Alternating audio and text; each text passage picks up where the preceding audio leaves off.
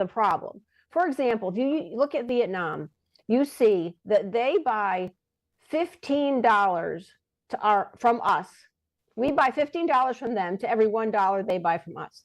$5 of that $15 comes from China, who are trying to evade tariffs. They're circumventing the system, right? We look at the VAT that goes on products, 10% in Vietnam, 19% in the EU. We look at all the intellectual property stolen from these countries, from us. We look at agriculture that is being hurt on our end. We look at everything from kitchen appliances to cabinet making to shrimping. The list goes on and on. That is really the goal of these tariffs. And I will say this, clearly you have to balance what the end goal is, which will be lower taxes, more affordability in this country, to what's happening to people now and the hurt that are going on people. You have to balance both of those things. And I don't believe that the way he did it was the most effective way and the safest way, because it's hurting people and citizens of this country. But today's pause, I'm hoping, makes him go and negotiate with every one of these countries, so then he can say to them, it's not just about the tariffs you put on us, it's the hurt you're putting on American citizens every day with all the other damage you're doing to this country. Okay. Yeah, I mean, I think people are trying to understand this, and I want to get your perspective, Jimmy, from Democrats have been coming out saying this is just horrendous and we need to stop them now. What do you think about this tariff talk and what it's doing to the average person? It's causing great harm for the average person. You look at what's been happening in the stock market over the last couple of days. It's been a loss of over $5 trillion in the stock market. That hurts our investments as a state, for municipalities, and of course it hurts everyone's 401ks and their own investments.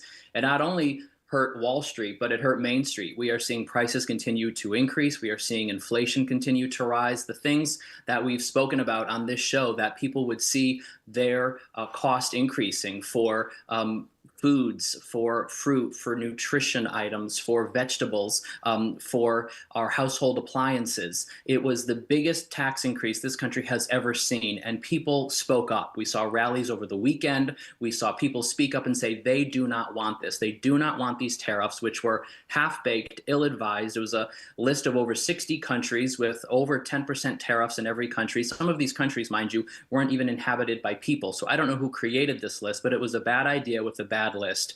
There are some targeted tariffs we should have, like on China, who steals our intellectual property, but going after our allies with these tariffs comes with a great cost. And so it was very harmful for everyday people. It was very harmful for the stock market, for our investments. We've lost over $5 trillion, and we'll see how long it takes to gain that back. But the haphazard nature, not knowing what will come out of the White House every day, is very dangerous for business, for the stock market, for the certainty that people expect every single day. And it wreaked havoc on the stock market and on people's investments, the nest eggs that people really do count on.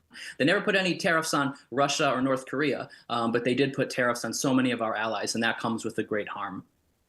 Yeah, Themis, we saw some Republicans start to break a little bit, even people who, like investors, we had Bill Ackman, who was really against the tariffs and sort of backpedaled. We had Republicans saying, wait a minute here, I don't want my farmers affected, or who am I going to choke if this doesn't work? Do you think this has anything to do with the pause, or will Trump listen to some of the people who are saying we can't do this? Where do we go from here? I don't think we'll ever know why he does what he does. But I will say this. Clearly, he wants to make sure that these countries that we're talking about, and to Jimmy's point, it's not just China. People ignore the whole Vietnam issue. People ignore Germany. These countries are very, very heavily dependent on exporting to our countries. And that is not just about, you put a 10% tariff on us, we put a 20% tariff on you. As I mentioned before, it is intellectual property being stolen. It is hurting our farmers and our agriculture and cabinet makers and kitchen appliances. I mean, from the list goes on and on.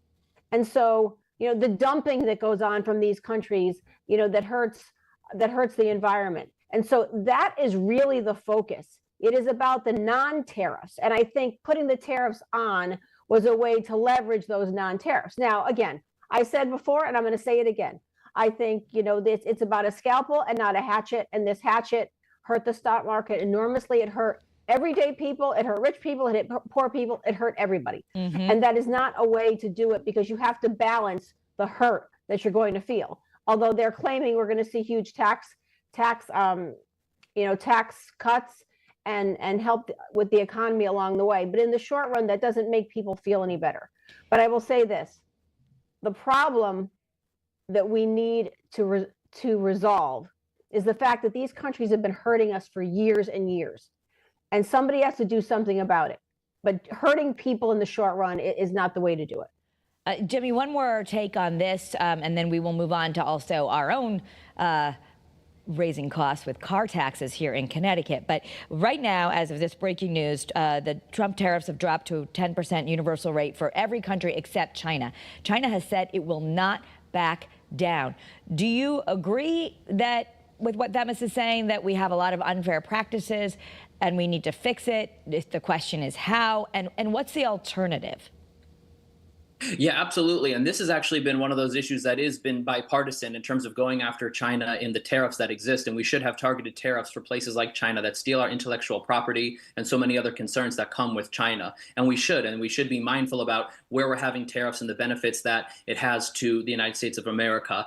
The half-baked idea, though, that we heard a couple of days ago, which caused great harm for people, was tariffs across the board in every country going after our allies. That came with great economic harm. And so tariffs that are in a targeted way, that are thoughtful, that are a way to protect our intellectual property and to protect our country, yes. But going after countries that don't even have people living on them, it was a country of penguins and an island of penguins that they put tariffs on. It is tariffs on Canada and Mexico and so many of our allies that we work with. We are in a global economy, and you can't just willy-nilly wake up one day slapping tariffs on countries and not expect them to retaliate. And we were beginning to see 20, 30, sometimes 80% increases in the cost of goods. And so keep in mind, what we just saw happen in the stock market and the devastation that hit so many people's 401ks and nest eggs was not because of an external force, which has often and always been the case. It wasn't a dot-com bust, or it wasn't the COVID pandemic. This was because of one man who decided to slap on tariffs across the country, and we lost over $5 trillion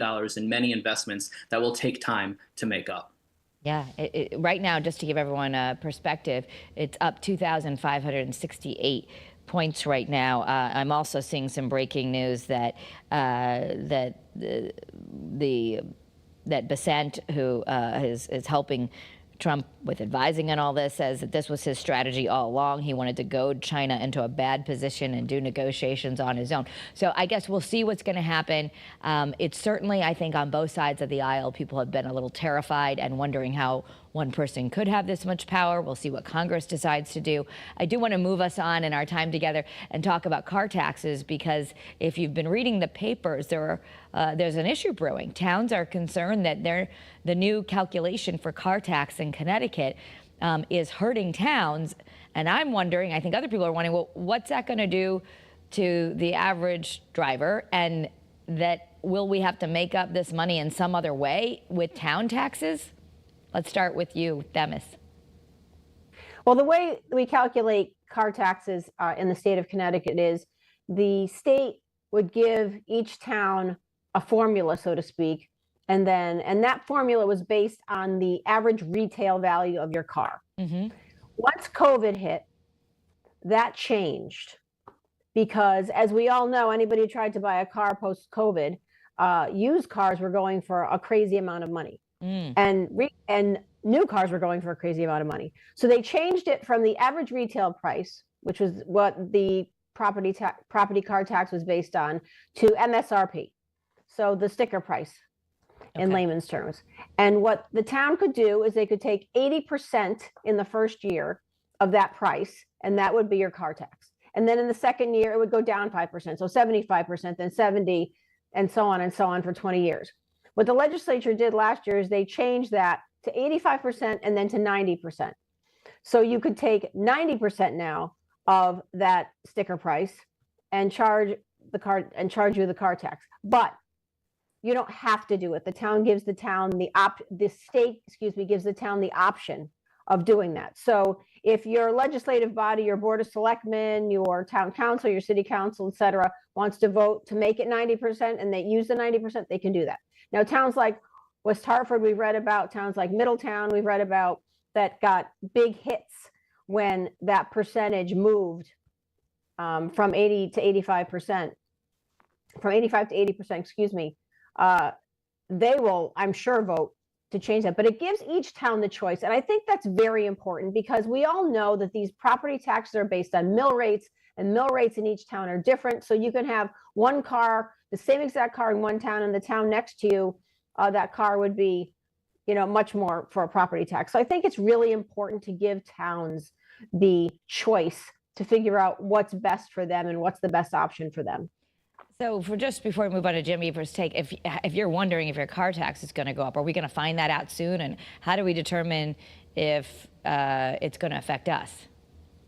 Well, I would just call your town or your city and ask them, you know, what percentage your property tax is based on. And then, as always, follow your local, whether it's a city council, town council, whatever the case may be, and see what they're trying to do. If they're trying to increase it, like I said, we've heard vocally from towns like Middletown, from West Hartford, that said that it was really hurting them. They've lost millions and millions of dollars, and they would like the option of being able to charge more, because if they don't charge more on the car tax, then they're going to have to raise taxes otherwise. Okay. Jimmy, what do we do about this? What's your take? Yes, well, first, thank you, Themis, for explaining the tax policy, because it's important that people understand this was a change that was made really because we were seeing the prices of cars increase, even the resale price of cars increase throughout COVID. And so the state tried to respond in a way that said, okay, instead of using your car tax based on what that resale value, as we saw resale value spiking during COVID, it now goes with the suggested market price of the car. And so the intent was to see that it might bring down car taxes. And for some, it may.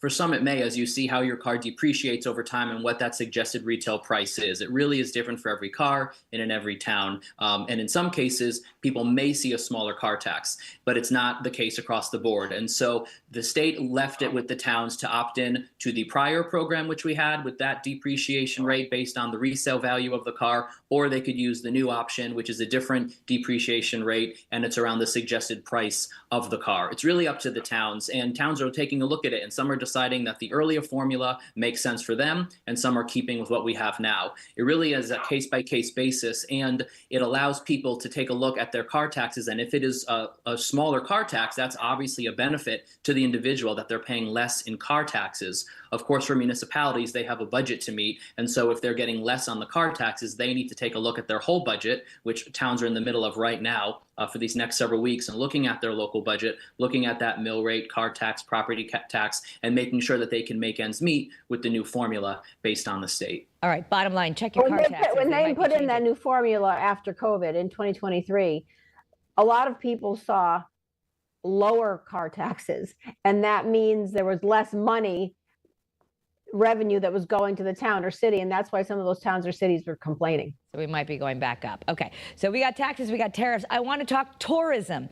That might be one way, if we get more money in tourism, that people could get some tax relief. Maybe that's a bipartisan issue. We have a huge parade coming up on Saturday for the Yukon women. People on both sides of the aisle, people all over the world are acknowledging Connecticut as the basketball capital of the world. Certainly the women pulling off a record with 12 championship titles.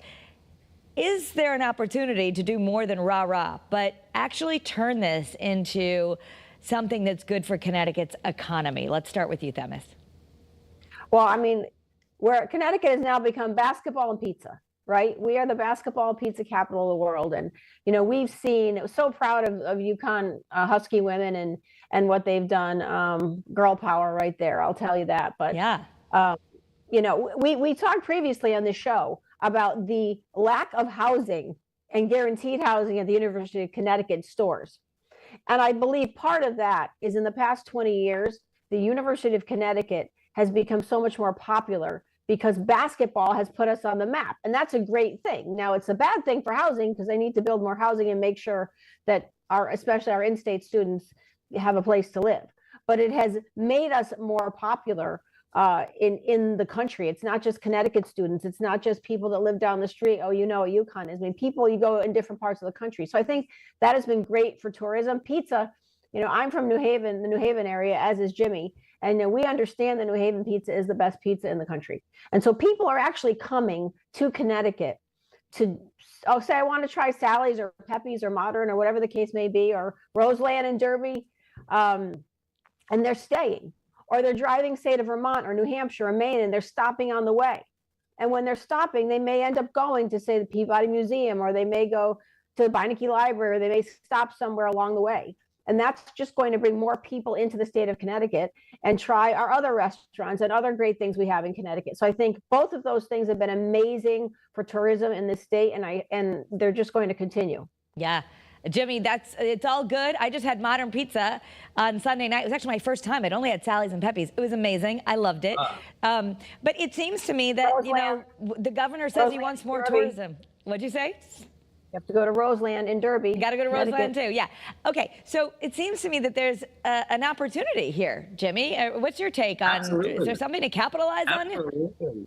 Yes, absolutely. We should. Congratulations to our UConn women. I mean, best in the world basketball. We've got the best pizza in the country. We've got awesome music venues popping up all across the state. So proud of them. The arts, the culture that's happening across the state of Connecticut. You cannot beat Southern New England for all 4 seasons. Connecticut is the place to be.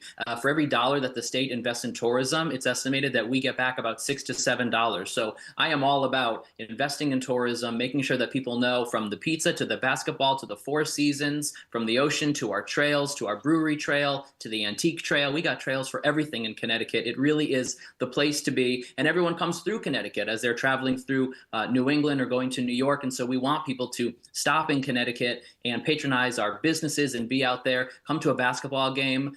Best pizza in the world right in New Haven, but it really has been wonderful to see that people are really taking such great pride in our state. We need more of that. It's a great place to be. There are always things to work on, but when you see what's happening and the attention that we're getting across the country and across the world, particularly with our basketball and our UConn women, we're just so proud of them, and we should be investing in our tourism and our arts and our culture as a way to get people out and to engage in their community and to shop local as well. Yeah, shop local for sure, especially when you're going. I encourage everyone, if you're going to the parade at 11 a.m. on Saturday, check out all the amazing places in downtown Hartford. Go grab a pistachio martini at Salute. Go see Vaughn's on Pratt Street. Go check out Hartford Print. So many great things. So that is a great story to tell from both sides of the aisle.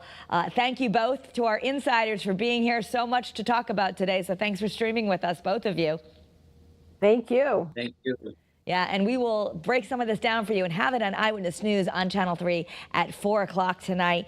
In the meantime, thank you for being here on WFSB Plus for this WFSB Plus exclusive. Tune in every Wednesday at 2 o'clock for the Capitol Rundown.